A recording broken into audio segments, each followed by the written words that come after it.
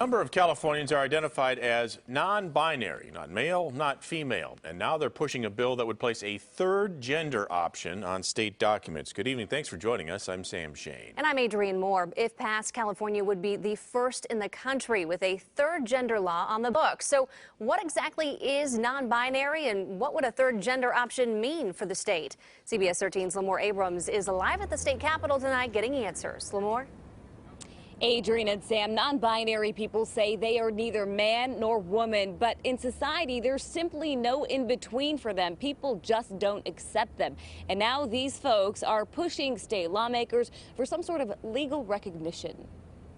I'm intersex. Sara Kelly Keenan made international headlines last year when New York City issued her the first ever birth certificate with an intersex classification in the gender field. My body looks quite different from other women. Keenan says she was born intersex, having male genes with female genitalia and mixed internal reproductive organs. Keenan kept her story secret for most of her life, but now that she's legally recognized, she wants to help others who feel they're neither man nor woman, but non-binary. And I could never play by the rules of my female assigned gender. Carly Mitchell is non-binary. Mitchell and Keenan are banding together at the state capitol, calling on lawmakers to pass a law allowing a third non-binary option on IDs, including birth certificates and driver's licenses. The legislation would be the first of its kind in the nation. Having this license protects me from job discrimination. Their attorney says there are more than a dozen court orders in California for a non-binary gender option, but the Department of Motor Vehicles won't issue the licenses until the law is on the books. We've met with the Department of Motor Vehicles, who is very supportive.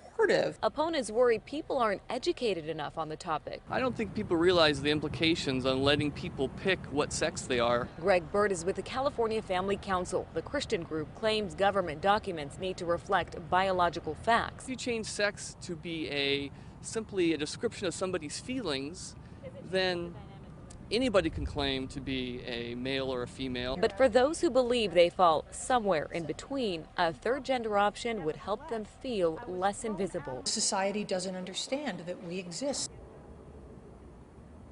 Now, if this bill does become law, these activists say their next step is to lobby the federal government to get that third gender option on both passports and Social Security cards. But they do realize that under the Trump administration, they face even more challenges. Sam? Adrienne? Well, this certainly is going to have a lot of people talking, Lemor. And these activists sound like they're pretty confident that this is going to pass. Why are they so confident?